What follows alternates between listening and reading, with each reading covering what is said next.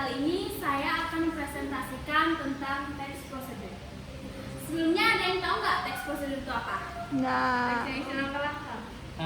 Teks yang nentuin cara membuat sesuatu. Ya, itu benar ya, langkah-langkah sama cara membuat sesuatu. Jadi text procedure itu adalah teks yang bertujuan untuk membantu memudahkan pembacanya melakukan langkah kerja secara berurutan untuk mencapai tujuan tertentu atau petunjuk penggunaan. Selanjutnya ada tujuan text procedure. Tujuan text procedure itu memudahkan pembaca agar dapat mengikuti langkah, cara maupun perintah dari isi teks yang ingin disampaikan penulis yang sesuai dengan keinginan si pembaca. Biasanya text procedure ini terdapat di tips-tips membuat sesuatu gitu. Lanjut, kita ke ciri-ciri text procedure.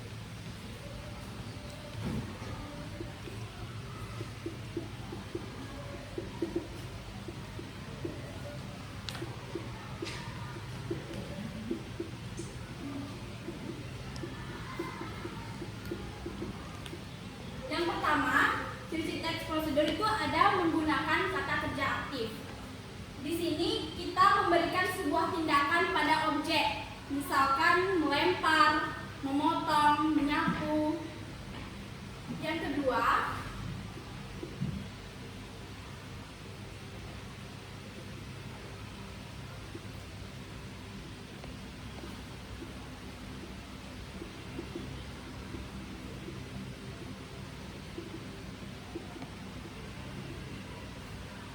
ini menggunakan pola kalimat imperatif atau perintah. Ini tuh merupakan ciri utama dari text procedure.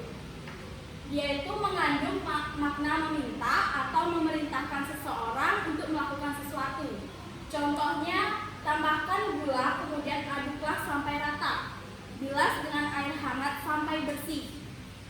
Ciri-ciri kalimat perintah ini biasanya diakhiri imbuhan kan atau lah. Dan adanya kalimat inervasi, yaitu predikat dan subjek. Yang ketiga ada menggunakan kata keterangan.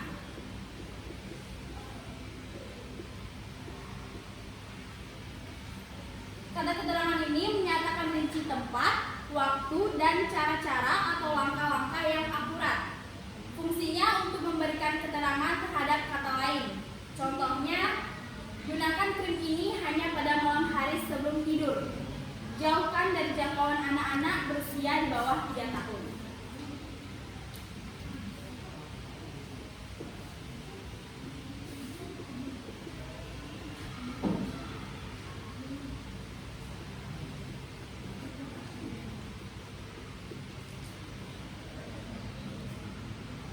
Yang keempat ada kalimat larangan atau saran. Contohnya itu jangan menaruh garam terlalu banyak. Sebaiknya tidak menggunakan air panas.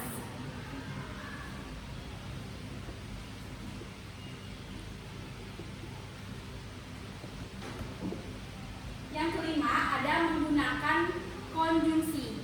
Konjungsi itu kata penghubung. Jadi dia menghubungkan urutan langkah atau kegiatan yang kronologis.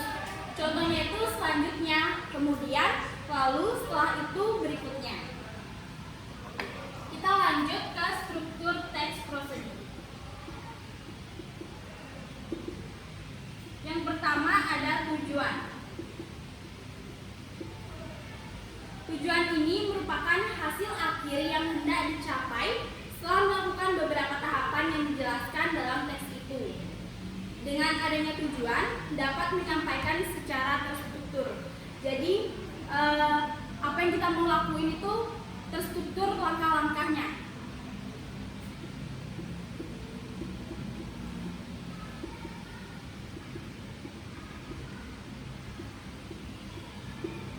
Yang kedua ada material atau bahan.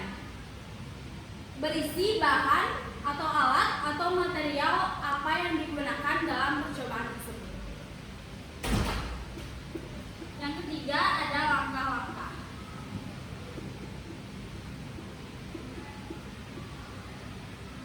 Langkah-langkah ini bersifat logis, sistematis, dan mudah dipahami. harus secara runtut dan ditulis secara lengkap, tidak boleh diacak.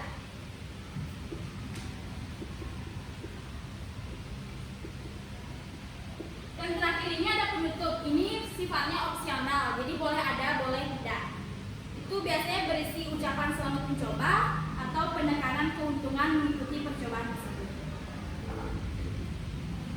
Selanjutnya ada macam-macam teks prosedur.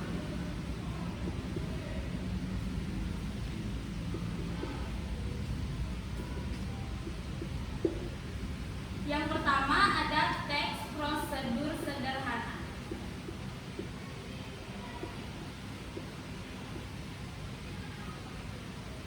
Teks prosedur sederhana ini berisi 3 atau 2 langkah saja. Contohnya cara menghidupkan atau mematikan lampu.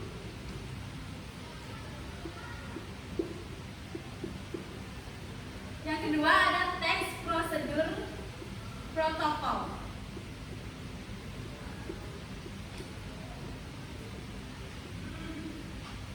Teks prosedur protokol ini tidak terlalu strict atau langkah kerjanya bisa diubah. Tapi meskipun urutannya diubah itu tidak akan mengubah tujuan akhirnya.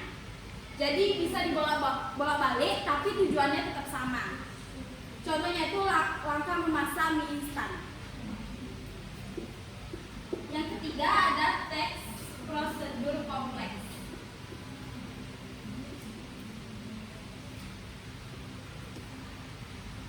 Teks prosedur kompleks ini banyak langkah-langkah. Jadi dia harus secara urut dan saling berkaitan antara langkah satu dengan langkah selanjutnya. Selanjutnya ada kaidah kebahasaan teks prosedur. Yang pertama ada kalimat. Di sini dibagi menjadi 3 kalimat, yaitu kalimat imperatif, deklaratif, dan interrogatif. Kalimat imperatif yaitu kalimat perintah, diakhiri dengan tanda seru biasanya. Dikerjakan merujuk pada perintah dalam kalimat. Yang kedua ada kalimat deklaratif, yaitu memberikan informasi atau kalimat pernyataan, biasanya diakhiri dengan tanda titik. Yang ketiga ada kalimat interrogatif, yaitu mencari informasi dengan memberi pertanyaan, biasanya diakhiri dengan tanda tanya. Kaidah kebahasaan yang kedua yaitu konjungsi. Ada konjungsi persyaratan dan konjungsi temporal. Konjungsi persyaratan yaitu kata hubung yang menyatakan syarat. Contohnya itu jika, bila, andai. Konjungsi temporal yaitu kata hubung yang menandai urutan waktu. Contohnya lalu, kemudian. Kaidah kebahasaan yang ketiga ada numeralia, yaitu kata bilangan yang digunakan untuk mengurutkan langkah-langkah. Misalnya pertama, kedua, ketiga, dan seterusnya. Yang keempat ada pronomina atau kata ganti. Ini digunakan untuk menggantikan orang atau benda. Pronomina ini dibagi menjadi 2, yaitu pronomina petunjuk dan pronomina persona. Pronomina petunjuk ini kata ganti untuk benda. Misalnya ini, itu, tersebut. Kalau pronomina persona itu kata ganti untuk orang. Kalau orang tunggal yaitu Anda, saya, kamu. Kalau orang jamak, kita, kalian. Yang terakhir ada verba atau kata kerja. Dibagi menjadi verba material dan verba tingkah laku. Verba material ini kata kerja berimbuhan yang mengacu pada sebuah tindakan atau perbuatan yang dilakukan secara fisik. Misalnya mengupas, mengiris, memaku, memotong. Selanjutnya ada verba tingkah laku, yaitu kata kerja yang ditunjukkan lewat ungkapan, tidak tampak aktivitasnya. Contohnya itu menyukai, berpikir, dan menyetujui. Baik, sekian presentasi dari saya. Terima kasih.